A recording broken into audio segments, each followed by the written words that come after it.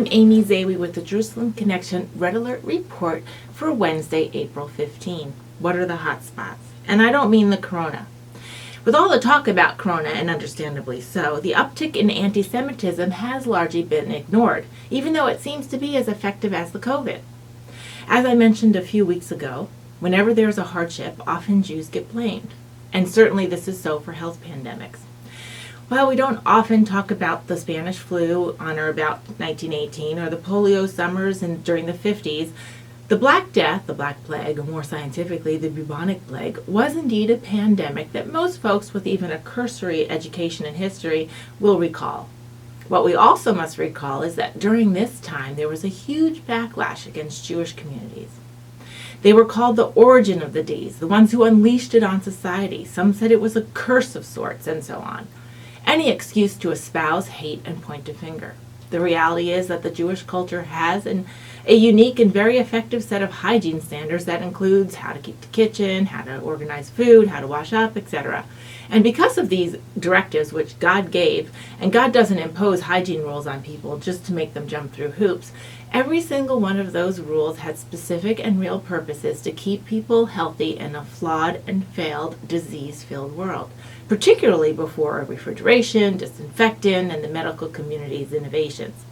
This is arguably one of the major factors in how and why Jewish communities in Europe were spared the nearly one-third death rate of the bubonic plague. My overly simplified historical overview about this history is to reveal that the Jewish customs derived from God-given rules is what kept their communities healthier than the rest. And so they were vilified for it, because they didn't suffer the death rates that the Gentiles did. Never mind that nobody said, hey, what are those guys doing over there to keep healthy while we all get sick? Oh, and tell that rat in the kitchen that we're out of breadcrumbs on the floor. No, all levity aside, the danger of finger-pointing then and now is no laughing matter, and I want to report on a few hot spots in the uptick of anti-Semitism since the coronavirus started. In today's age, we blame people back in history for their hate because they were ignorant, they had no science, etc. But what then do we blame it on today? We have science helping us track and identify diseases and issues, and many scientific theories and discussions, credible ones, are available to anyone with an internet and a browser. So let us look at some hot spots, not for the COVID-19 infections, but for the infection of anti-Semitism, of hate. Proclaiming Justice to the Nations is an organization that had a YouTube video released in early April documenting some specific incidences in the New Jersey area. One example is John S. Pazzola, the fire marshal for the community of Lakewood, New Jersey, who is a civil service employee and thus paid by the taxpayer, posted on his social media in March that Jews were, quote, trash, quote, dirty ones, and that the ultra-Orthodox community in Lakewood should be turned into a hole in the ground. Now, this Jewish community makes up about 70% of Lakewood's population. I hope none of them have to call 911 regarding an issue that needs a response from the fire department. Rabbi Avi Schnall, the director of the New Jersey office of Agudath Israel of America, has publicly stated that the City Council of Lakewood has officially requested Pazzola's dismissal. Agudath is a Jewish organization that advocates for Israel in addition to its Torah study resources and services to Jewish community members. Rabbi Schnall also noted that not only that he does not trust Pazzola's ability to faithfully deliver services to the Jewish community, and that in times of crisis throughout history, Jews are usually scapegoated, so he's not surprised. The New Jersey Governor Murphy also noted on his social media that while some specific incidences in Lakewood did violate social distancing mandates, and this has been occurring in lots of other communities as well, it is no reason to condemn the entire people. Moreover, Schnall noted that the Jewish community in Lakewood, by and large, is going beyond the required mandates in terms of enforcing within their own. As of April 9th, I cannot find any answer to the request by many to have Pazzola fired.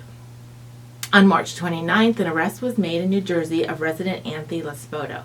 He posted overt threats on social media on March 28th that he was traveling to Lakewood with a baseball bat to assault the community members there for violating social distancing orders. Now, correct me if I'm wrong, but a baseball bat is indeed less than 6 feet long. An area prosecutor released a statement that Lespato's excuse of a pandemic and public crisis to promote his hate and propagate fear is, quote, unconscionable, and he will be charged with making a terrorist threat during a time of a public emergency. In Rockland County, New Jersey, a Jewish man had an appointment to have his car serviced at a Toyota dealership. Now, the dealership was lawfully open and taking cars from patrons, and the attendant told the Jewish man that they were closed and had to leave, all while other patrons were dropping off their cars and milling about. This is all recorded on video, and the attendant simply told him that because of the social distancing, it meant he had to leave and he could not drop his car off, and that they were closed. And when the Jewish man asked why others were being serviced, the attendant just walked away. A local district attorney said that no person can be denied a service based on a bigotry and discrimination, especially during this crisis. The Times of Israel had an article just last week. Germany warns of spike of anti-Semitism linked to virus. One circulating conspiracy theory in Germany is that the virus is a derived bioweapon created by the Israelis. But then why on earth did it pop up in Wuhan, China, I have to ask. Felix Klein noted that in Berlin that the launch of a new government research project is looking into the issue. In recent weeks, he said, right-wing radicals have increasingly tried to leverage the coronavirus for their own ends. He also said that anti-Semitism was its own infectious virus. Anti-Semitism is already up in Germany, 20% increase in incidences between 2018 and 2019. About 12 million euros were designated for educational research for local universities during the 2021 through 2025 fiscal period in order to study and combat anti-Semitism. The coronavirus onset is in certainly no way helping this process, let alone helping us combat it in the here and now. I have to mention the art community. I cannot not mention the latest work unveiled within the Catholic community. You can read about this on multiple outlets, but the website standwithus.org has a great overview of the situation and an excellently written letter you can send to the Vatican electronically to protest. Giovanni Disparo, a prominent and popular Catholic artist who is known for his portrayal of Catholic doctrine, well, right before Passover and in the midst of the pandemic, which Italy was feeling the brunt of, he dragged up painful historical and hateful things done by or in the name of the Church. Gasparo unveiled the martyrdom of Saint Simon of Trento in accordance with the Jewish ritual murder. The painting depicts a group of Jewish men and a single Jewish woman engaged in the barbaric torture of a Christian child. The art is a typical stereotype, depicting Jews with hooked noses and sinister smiles and in the process of draining a Christian child of blood. The image is 5 by 7 feet. It references the blood libel that led to the execution of several Jews in 1475, as well as numerous other anti-Semitic murders. It grew around the disappearance of the death of a Christian boy named Trento. Why would the artist choose this topic and choose to propagate these hateful notions and then release it now? The Church must renounce this, and it renounced its own anti-Semitic roots back in 1965, and therefore it should renounce this painting, regardless of the history the painter has with the Church. There is freedom of expression. At least in the U.S., it's a legal protection. But that doesn't mean the community, global or local, cannot express its own disgust and rejection of the art. And that is exactly what the Catholic Church needs to do, because its silence is condoning. As we end Passover and reflect on the past weekend Christians celebrated Easter, I hope all are staying well and healthy and connecting with God and family in new ways.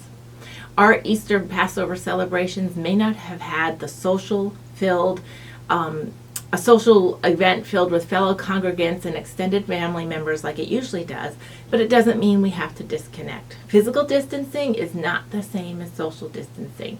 We have in this modern age wonderful ways to connect: the telephone, video chat, email, more ways with your iPhone and your computer.